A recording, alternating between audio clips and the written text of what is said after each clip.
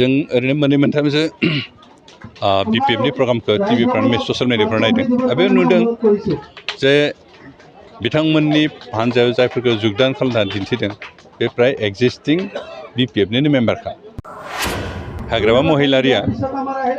थगाय थुसि पाब्लिकफोरखौ थगायनो बोरैहाय गादि दखल खालामनो हागोन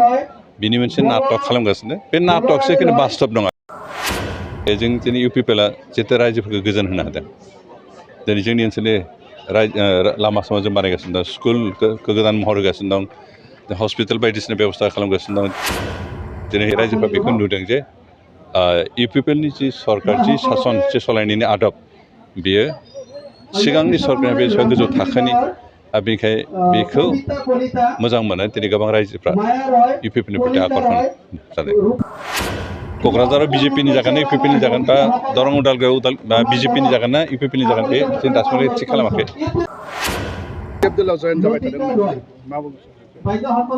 जों ओरैनो मोननै मोनथामसो बिपिएफनि प्रग्रामखौ टिभिफ्राव ससियेल मिडियाफ्राव नायदों बे नुदों जे बिथांमोननि हान्जायाव जायफोरखौ जुगदान खालामनानै दिन्थिदों बे प्राय एक्जिस्टिं बिपिएफनिनो मेम्बारखा गोदानै गुबुन पार्टिनिफ्राय बिपिएफआव जुगदान खालामाखै बेनिखायनो हाग्रामा महिलारिया थगाय थुसि पाब्लिकफोरखौ थगायनो बोरैहाय गादि दखल खालामनो हागोन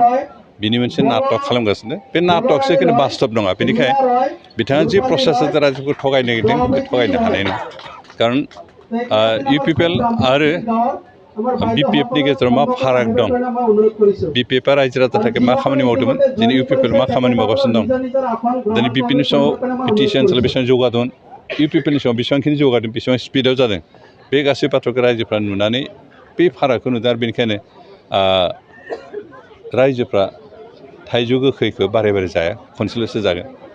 बेनिखायनो जों दिनै इउपिपिएलआ जेथो रायजोफोरखौ गोजोन होनो हादों दिनै जोंनि ओनसोलनि लामा सामा जों बानायगासिनो दं स्कुलखौ गोदान महर होगासिनो दं हस्पिटाल बायदिसिना बेबस्था खालामगासिनो दं दिनै जों गुबुन गुबुन निजस्व फ्लेगशिप स्किम दिनै जेरै अनसुंथाइ बिथांखि गियान सोरां बिथांखि आइ अनसुंथाइ बिथांखि सुपार 50 बायदिसिना निजस्व जिथु आइबिएस माबा मावगोन फ्लेगशिप स्किम बेबायदि स्किमनि गेजेरजों रायजोफोरनि गेजेराव मोनसे गोदान सानस्रिजों खामानि मावगासिनो आरो बेफोरखौ रायजोफोर जोबोर गोजोननाय मोनदों आरो बेफोर आसलखौ जों कन्टिनिउटि खालामबाय थायो कन्टिनिउ खालामबाय थानो हायोब्ला निस्सय रायजोफ्रा उपकार जागोन आरो दिनै रायजोफ्रा बेखौ नुदों जे इउपिपिएलनि जि सरकार जि सासन जि सालायनायनि आदब बियो सिगांनि सरकारनि बे गोजौ थाखोनि बेनिखायनो बेखौ मोजां मोनो दिनै गोबां रायजोफ्रा इउपिपिएलनि प्रति आकर्षण जादों बिजाथि हिसाबै सम मोनगोन बादि सार बिजाथि सोर जायो जाया जों बेखौ दाबो डिसिसन खालामाखै बे सावरायलायगोन खिन्थु जोंहा बेनो जे बिटिएडि ओनसोलाव जिहेतु मोननै पार्लियामेन्टारि माबा दं कनस्टिटुवेन्सि दरं उदालगुरि आरो बेनिफ्राय क'क्राझार दा बे मोननै समस्तिखौ देरहाहोनांगौआ जोंनि थांखि दा बबेहाय सोरनि बिजाथि जायो क'क्राझाराव बिजेपिनि जागोन ना इउपिपिएलनि जागोन बा दरं उदालगुरियाव बिजेपिनि जागोन ना इउपिपिएलनि जागोन बे जों दासिमबो थि खालामाखै जिहेतु जों जयै सरकार सालायदों बेनिखायनो जयै सावरायलायनोसै डिसिसनखौ लागोन दा खिन्थु केन्डिडेटआ जायानो दाजाथों जि पार्टिनियानो दाजाथों देरहानांगौ बे नोजोरखौ लानानै जों खामानि मावगासिनो दं आरो जों आसा खालामदों बे मोननैबो पार्लियामेन्ट समस्तिखौ जों इउपिपिएल आरो बिजेपि जौथ' जिथु नाजानाय बे साक्सेस जागोन दतमा ब्लक कमिटि सिङाव दाबनि जायगायाव गुबुन गुबुन पार्टिनिफ्राय इउपिपिएल जुगदान खालामदों प्राय आधा घन्टासो सिगां सियालमारि गामियाव प्राय 150 जनसो आदिबासिफ्रा इउपिपिएल जुगदान खालामबाय आरो दा नैबेवहाय रामफलबिल बिसिटिसि अफिस प्रांगनाव प्राय 300सो कचराज मोनसे कमिउनिटिनिफ्राय जुगदान खालामनो साजु जादों इतिमধ্যে जुगदान खालामबाय आरो जों बिथांमोनखौ वेलकाम खालामदों दिनै गुबुन गुबुन राजखान्थि हान्जानिफ्राय इउपिपिएलआव जुगदान खालामनायनि ओंथियानो जाबाय जे इउपिपिएलआ थांनाय जि 3 बोसोर बिटिआर सरकार सालायनाय रायजोफोरनि थाखाय खामानि होदों बेखौ नुनानै गोबाङानो गोजोननाय मोनदों जिखिनि खामानि मावदों रायजो राजानि थाखाय मावदों जों बिटिसिनि जेसेबां पुजि दं जेसेबां फान्ड दं बिनि 1% हिसाबनाय रायजो राजानि जौगानो थाखाय खामानि बाहायदों आरो दिनै इउपिपिएलआ मोनसे नीति आरो आदर्श